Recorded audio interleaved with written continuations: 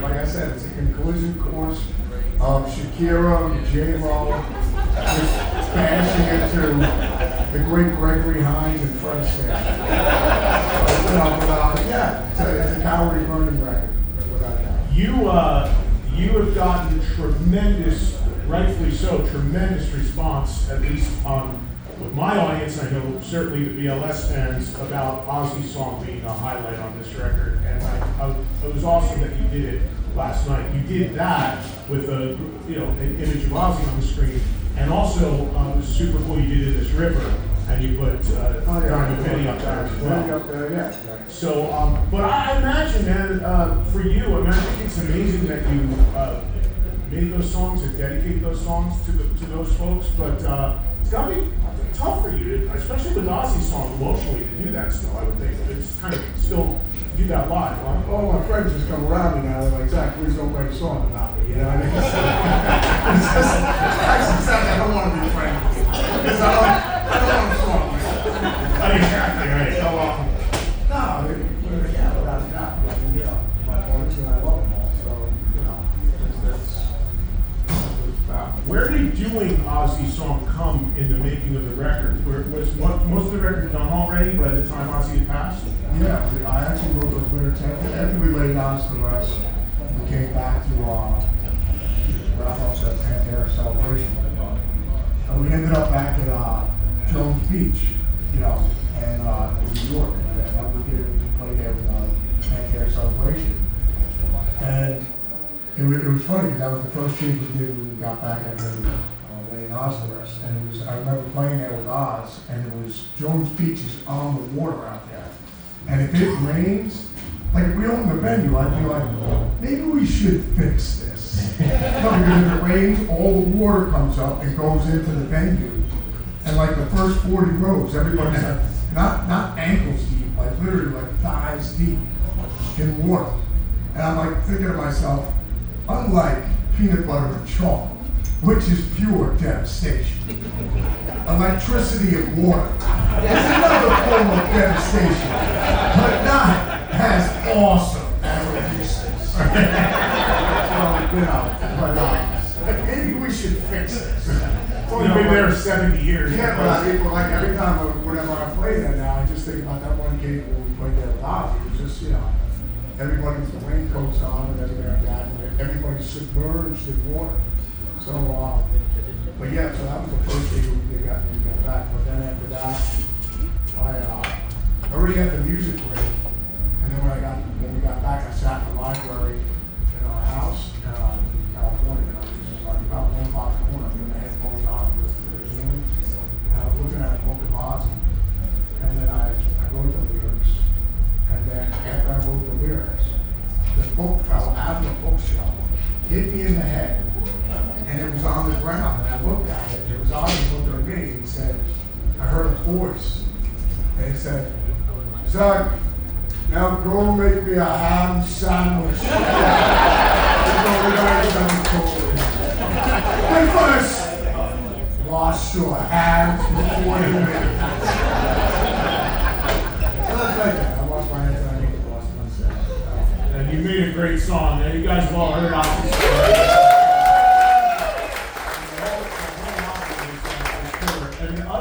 Too is, I'm telling you, man, since you were on last with me, you started the tour where you're out there doing a Zakk Sabbath set, a BLS set, and then Dario does Dark Chapel. And I got to tell you, because I'm on every day doing this here for people all over the country, people that call me left and right as you're hitting their stops, raving about this show, the sets you're doing, man. You having fun out there? Well, I mean, this is going to show you what payola is capable of. It was wonderful, even though they hated it. But I mean, and also JD is remodeling his kitchen. So that's the reason why we figured no opening acts. We'll just be the opening act. So there's no pay for JD's kitchen countertops. Yeah, so that's the whole purpose. That's the only reason why we're doing 2 shows a day. But people are loving it, man, and shout out, if you guys haven't seen Dark Chapel, which is Dario's band, it's killer, and his records are it's cool. cool to see you guys out there doing the behind the back dueling guitar stuff and all Yeah, that. we do dishes and laundry as well. No, it's, yeah, we're over to Jimmy Hendrix over there, so it's yeah, it's great, You know what else is interesting too? So I went out and introed you before the show yesterday, and one of your guys comes over to me and he says, okay, so Zakk's gonna go out on stage for a while, and then you go up and do the intro. I'm like, wait a minute, how does that, like, you do you intro somebody, you're bringing them out. And it was like seeing the bride before the wedding or something. We're waiting to go up and you go out there. You gotta be the Lord walk. Yeah.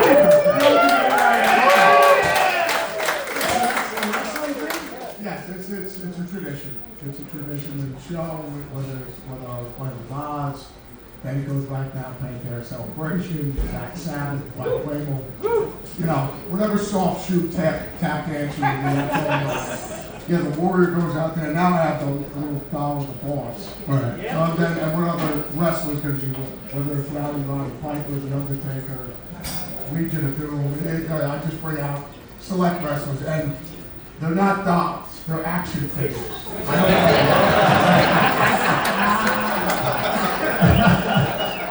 You guys in the audience, because for those that don't know, Zakk and I just did like an hour and a half in LA. You can see it on YouTube, you can hear it on the Sirius XM app if you missed it. We covered a lot about the record, the tour. Again, the record's out now, the tour's happening now. But if you guys have a question that you'd like to ask Zakk in the room, you can come up to this mic. We'll have a few Let's do minutes this, come on! and do a little Q&A. Don't be afraid, just step up to the mic. And you guys listening right now live on Sirius XM, our number is 844-686-5863, and of course we are able to get your calls, and we can put you on through the phone as well. Usually it just takes one person to do it, and everybody gets up the. Go ahead. Thank you for coming. What do you got? When you tried out for, maybe you didn't try out, for Ozzy's band back in the 80s, were you aware of the other musicians, guitar players that came in to audition, or you had that wrapped up? I heard somebody said Gary Hoey was one of the guys that auditioned for Ozzy back then. I didn't need a batch of the guys, but some of the guys that I did meet,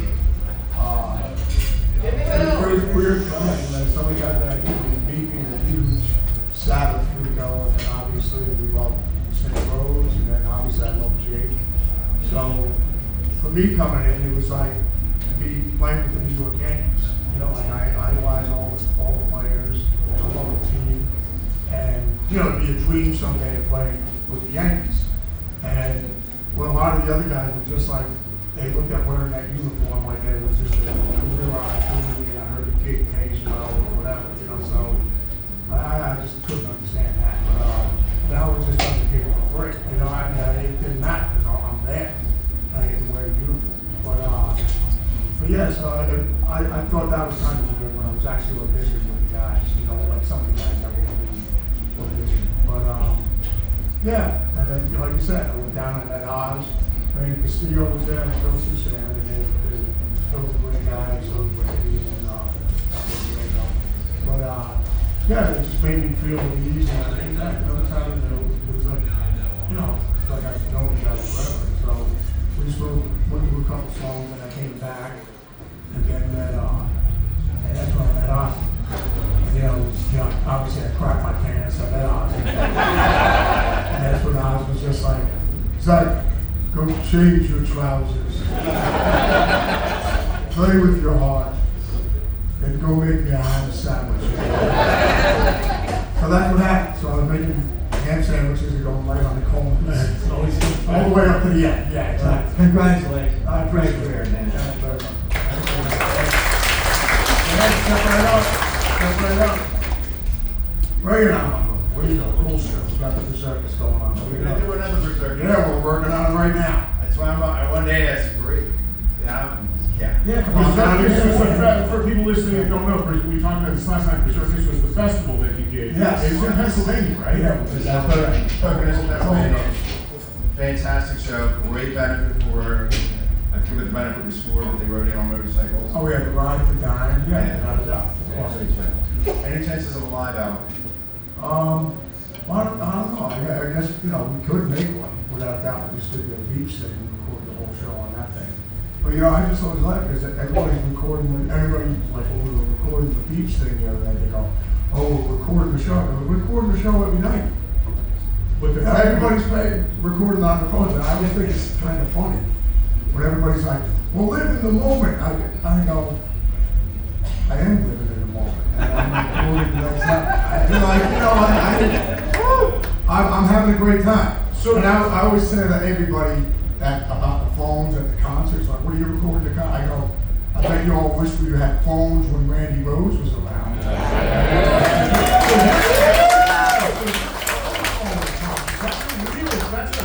People swing way different ways on that. Some artists are like, you know, make you lock them up, put them in the bag, all that. So you encourage it. Yeah, I mean, if that was the case, we'd have all this awesome footage of Randy Rhoads. I think you got to put them down. Like, you got to experience the show while you're there. Oh yeah, well, I mean, I do. So I mean, I'm just saying for anybody that's there at the show, like when I go out in the crowd, if I, you know, when we're jamming and everyone's filming it, they're still having a great time enjoying the moment. This way, they got it forever. Yeah, I think it's, to me, I think it's, as long as you're not interfering with anyone else's enjoyment of the show around you, then it's just personal choice. If you want to look at the show that way, fine. If you want to not, but as long, if you don't want to be doing that, and you're looking around somebody's phone who's standing in front of you the whole show, that could be annoying. So I think you have to be considerate of the people around you. But as long as you can do it without, it's just up to the person. You paid for the ticket, do whatever you want, you know, as long as you're not bothering everyone else. And the other one is this, I always get a kick out of it. Like when I'm doing, whenever I do like Experience Hendrix, which is awesome, you know, that Experience Hendrix thing, and everybody out there, you know, whether it's Kenny Wayne Shepherd and Eric Johnson and all the guys who was like jamming Jimmy Stuck, Eric Gales, I mean, Father Eric, and all the guys, and it's like, the audience, the age of the audience, there's people that are in that audience that have actually seen Jimi Hendrix play. And like whenever I post a video of the, you know, of the thing, like everybody's sitting down enjoying the show, and I'm like, why aren't they moshing and beating the hell out of each other? While we're playing Little Wing. It's pretty awesome. Thank you, man. Appreciate it. You got it. Anybody else with a question, step up to the mic. We should mention, we'll get to it in a second. Yeah, we'll get to it. We should mention too, I touched on this earlier, I think before you came in, Zakk. We did yesterday, I did BAP Draw posted something, stories of Ozzy, and we had up on this stage Zakk and Brad Gillis and Bree Sarzo and Lita Ford and David Ellison and Brad Gillis. Most of the people actually played with Ozzy in some way, and it was great. Everybody shared some stories and everything. And speaking of recording, more than one person said to me, my God, Dana Strum too. And Dana was like, how did that not get recorded? But a woman in the audience, thankfully 4 cell phones, and she's doing it right now. She's recording us right now. She recorded the whole thing she just told me. So we do have it, and eventually I'll get that from her and try to share it with other people. Because that was cool yesterday. Yeah, great. It was really good. Go ahead, sir. Zakk, I just wanted to ask you a light question. I seen you down at in Michigan at the DTE. You were wearing your skirt. You go around. Skirt.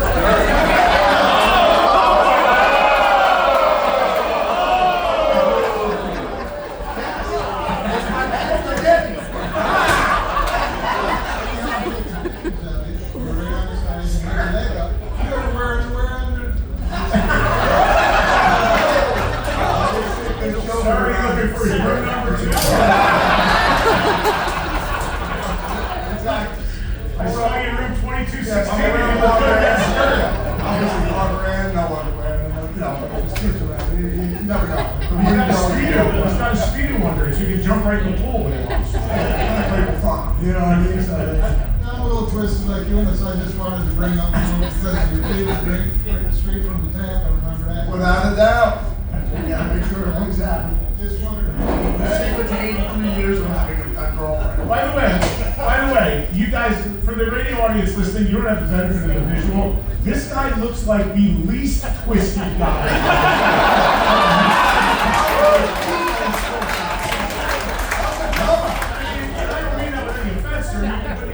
Very normal looking guy. Most of us, myself and you, are not normal looking. He's a Thai cop guy. Congratulations, man.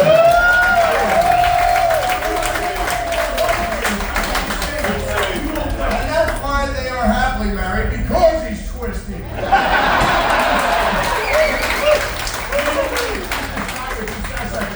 Came up here in like some sort of like, tattoos and hair and earrings. No, he's a regular dude. Oh man, that was funny. Somebody else had one. Come on up. Bring it up. Ask me about Zakk's underwear. Everything's all right. One thing I got to say, I want to make a statement. I think everybody here will agree with me. Is that we love the brotherhood that you have between VLS and Pantera and the guys that play with you, Zakk Sabbath and everything. And I just got to say that we love to see how much you guys love each other and love to play with each other. It's just awesome. Let me jump in before that question, because that's a really good point, man, and I'm glad you brought that up, because you would not believe how many bands that's kind of rare with. There's a lot of bands out there, and I'm going to name names from some of you already know, that hate each other, and they don't see each other, they won't talk to each other, they go on and off the stage. You guys, even last night when I was introing you, you go around, everybody gives a hug, after Dario takes a solo, you don't see that sort of camaraderie a lot with bands, man. Well, it is kind of weird though, because whenever I'm hugging JD, I love it just because I hope this is the last show I have to do with you. He says it every show. It definitely hurts your Black Label feelings. Because he doesn't like being on stage. That's not sad feeling for that matter. Yeah, exactly. So my question is you got to be the hardest working man in show business. I know you've probably overtaken those people. How do you do it? I know I've seen you twice with Pantera and with Zakk Sabbath and with now BLS in like the last year. How do you do it? You're just always out there. No, to me, I think it's work. I'm doing what I love. It's just like, it's the reason why you have those posters of Jimmy Page up on the wall and Tony Iommi and Frank Marino and all the guys that I love. So it's just like, that's what you want to do. That's the reason why you do it. So, no, I have some friends that are just like that. I couldn't take the road anymore. One of my friends, Dave, used to do the front of house with us with Black Label in the early days. We were touring all the time. But then, Dave has like a union gig now, works in a theater, so he's at the same, he goes home at night. But he's the manager of this theater, and then, oversees the PA, the whole 9 yards, and then mixes obviously there as well. I still get, when I'm going home, I relish every moment when I'm home, with my family and the dogs and everything like that, and then when it's time to roll with the fellas again, I love doing that. I thank the good Lord every day for how blessed my life is.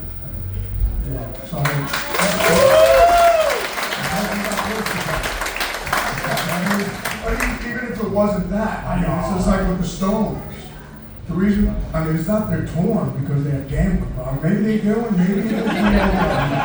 The beer tag from back in the 60s, but no, it's just because they, like Keith Richards always said, why would you retire from what you do? He goes, if I like having a cup of coffee and reading a good book, why am I going to retire from that? Like I'm loving my life. Every day is a blessing and every day is a gift. Life will just conquer as many mountains as you can while we're here. But that is the truth,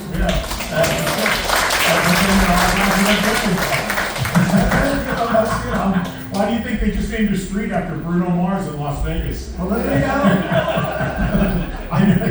The eternal tour. He's playing nights in that stadium. I don't think he's making any money. Yeah, but you know what? It's your money. Enjoy it. Exactly. That's the reason why you're making it. Exactly. I heard Michael Jordan goes up in that guitar tower in Florida all the time. He goes in that top suite up there and he gambles hard. Well, there you go, man. But he's Michael Jordan. He can do what he wants with it, I guess. So we got a few more minutes with Zakk, and then Leah Ford's going to be up here. Any other questions? Go ahead. Step right up.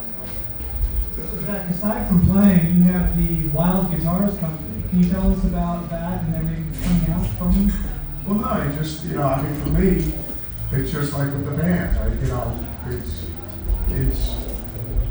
you're just having fun and creating different things. So and I love being with Gibson, and I love being with Marshall. I still have a relationship with all the guys out there. I couldn't be treated any better. It was amazing when I was with Gibson and Epiphone and with Marshall. No, but it's just, it's just having your own, even though it's your own little apartment, it's yours. You know what I mean? I love being, it's not for everybody, but I mean, because obviously, like I said, if I didn't have any aspirations to want to create other different types of body shapes and use different woods and try doing different things, I would never leave because I was treated great at Gibson and that phone, and I was treated great at Marshall. But it's just, for me, it's just like with the band, it just spills over into that, just having to be creative and having fun with it. So, and I love it. So it's, coming up with different guitar shapes, with the amps, I want to do this, I want to do that, with them, or that, and the pedals with Jimmy Dunlop. It's like, Jim, why don't we try and do a pedal like this or that or whatever? It's like, all right, let's give it a shot. So I just love it. It's just for me, it's the freedom of being able to create whatever you want. The designs are really cool. There's some really cool looking designs and shapes. You come up with all those? Yeah, I'll just draw it on a piece of paper and then, and then design it up, and then we turn it into a cardboard cutout to see if it's big enough, it's too small, too big, or whatever. And then we make the wood body proto, and then I'm like, yeah, this is perfect. And then we figure out where all the knobs are going to be and everything like that. And then we ship it to the gang, and they make a proto. And you do this actually? Do you do the design actually in your studio, like in Black Vatican, or what do you I'll just draw it right in the kitchen, right here on the table. I have a guitar, I'll just draw it out. That's good. You told me amps are coming too, right? Got the first, the Mini just came out, 50 watts. And it's like under 5 pounds. I mean, this thing's insane. But so we just designed that one. And it's off my circuit that I was just using last night at the gig. So, we got the amps coming out, the big guys, obviously the 100 watt. The big top will be coming out, following obviously the big one. Nice. Thank you, buddy. Anybody else want to jump up with a question for Zakk before we let her get out here? Up way in the back. We'll give you seconds to walk down here. Again, make sure you guys check out the new album if you haven't already. Engines and Demolition, it is out now, and you're out still, right? After this, you resume the tour, right? Yeah, I think we go home for like 8 seconds, and then we get back out on the road. There you go. Good afternoon. Do you think that you'll ever reprise the Departing Glory again? Yeah, we were just talking about that last You night. and I did, Yeah, about like with P&G, I was saying like if we do another run, it'd be Dark Chapel, Pride and Glory, then Black Label.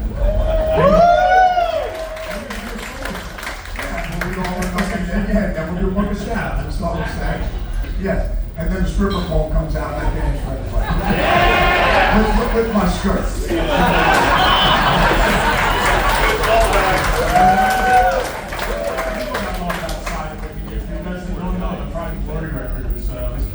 Go ahead, come on up. Come on now, cool shirt.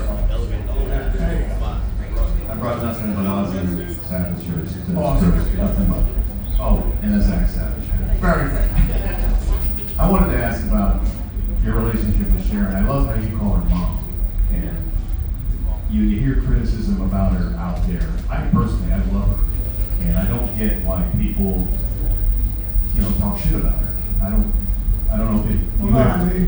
I put it this way, like, it's just like that in life. I mean, you don't know if you don't personally know somebody, I mean, it's kind of, you're just seeing the persona part of it, you're hearing stories, you know what I mean? So, I mean, and anyone that ever talks about mom, like I would read some of these things, oh, she did this and that, and I go, but if she managed that, they'd be saying the exact same opposite of it. They'd be saying she's the best manager on the planet because she just has your back and she's going to war for you. So, you know what I'm saying? So then there's that. So, I mean, no, but ever since when I joined the band, I was like 19, 20 years old, she pretty much like my mom then, you know what I mean? So, yeah, that's why I just lovingly refer to her as mom. So I text her all the time, and I text her, cool, like if Ozzy days come up, I'll send her to mom, and then I'll send her, cool stuff like that. But, just checking on her, tell her I'm over and see how she's doing. Her dad was like a totally ruthless, like gangster dude, right? I mean, he was. Well, yeah, I mean, back in the day, like you hear the stories about Peter Grant and everything like that, it was definitely never there. But the big thing back then would be, I mean, it really was like the Wild Wild West. I mean, there were no rules. So like promoters would rip bands off and do this and that, because it really there was no standards, there was no rules, like it has to be done this way, there was none of that. So you get away with as much as you can get away with. And actually, I think Peter Grant was actually a driver with Don Auto. And so he probably learned a lot of it from Don. You know, like with Ray Charles, you know, Ray being blind, doing these gigs, he's like, hey guy, hey, look at Zakk. I got paid $100 last night for the show. We're like, Ray, that's $1, man. And so yeah, so they any way they could get one over on someone. So it's just like, it's just a massive hustle. So like Ray, and then after that, he was like, all right, you got me that time. So like every time he did a show after that, he's like, I get $100, I want 100 singles. You know, and then he would just count. He would go 1, right there, and then 1, 2. No, I'm just saying so he knows he's not getting ripped off there. But like that's the way it always was. It was just like you can get away with what you get away with. And then that's when you hear all these stories about like, you know, someone's gonna pay Ed $100 to DJ their party. And he's like, bro, well, all we can come up with was $80. And it's just like, next thing you know, we got him hanging off the edge of the boat out here. But he comes up with the $20 real quick. And not only that, he had the $20 the whole time. Chuck I Berry. was like, what are you doing, man? You could have just gave us the $20 and we wouldn't have to hang over the boat while we're putting the chump in. Was it Chuck Berry that insisted on a bag of cash before he would even go on? I think it was Chuck Well, Berry. then it started turning into that. I mean, the more, you know, because I remember back when I was before Ozzy, we were playing keg parties at our friend's house, right? My buddy Mike Collins. I still talk to Mike all the time. He managed our band. It was called Stonehenge. And that was before Spinal Tap. And so it was Stonehenge. And it's so funny because we're playing half the songs that are in that Zakk Sabbath set. You know what I mean? It's like Dark of the Moon, Rush, we're playing Hendrix, Spring, everything, right? So I remember we were playing our buddy George Ketchum. We were playing George's Kitchen. And I remember Ketchum's Kitchen. That was the name of his gig. So we get down there, and my mother drew up a contract with Mike. It was just one page. Now, like if anything was damaged on the PA, you know, we'd pay, like, we'd rent the PA for $40 and get down, the band was gonna get paid $100 to do the gig or whatever. And it was like, I remember Mike had a briefcase. It had the one-page contract, and then Mike had a ham sandwich in it, right on the page. And he had, I remember Mike had a small axe in the briefcase. I guess just in case something went down. I remember we go into do the meeting, and I remember Mike was like, George, you got my money? Here's $100. And I mean, we were like, nah, all I could come up with was $80 or whatever, right? He was like, Mike just shut the briefcase on and he goes, well, you ain't got a band. And that was it. We started walking out, we're going, man, you got a band, you got a band. You know, it's like, Mike's like, you're never gonna earn any money with that attitude, right? And on cue, George comes running out with the extra $20 for the gig.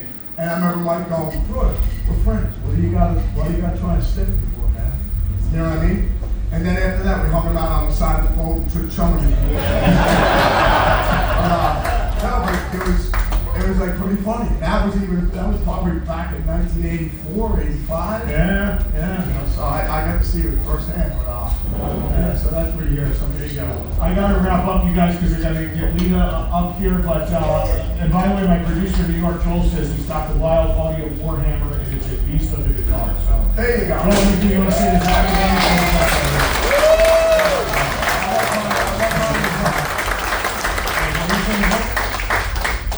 Can't wait to try out that guitar. Well, which one are you talking about? He's got the. You got the I have Warhammer. Warhammer. Yeah, I can't wait to check out the new amps. Oh, the amps. Yeah. Well, the amp came out, so it's sweet and simple, man. All right, well, listen, everybody give it up for Zakk. Check it out.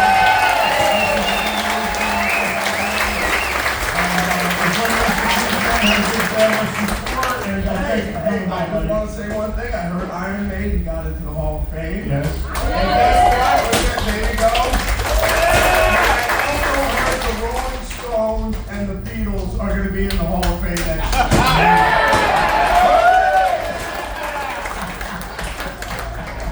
All right, thank you guys. We'll be right back with Anita Ford. Thank you, buddy.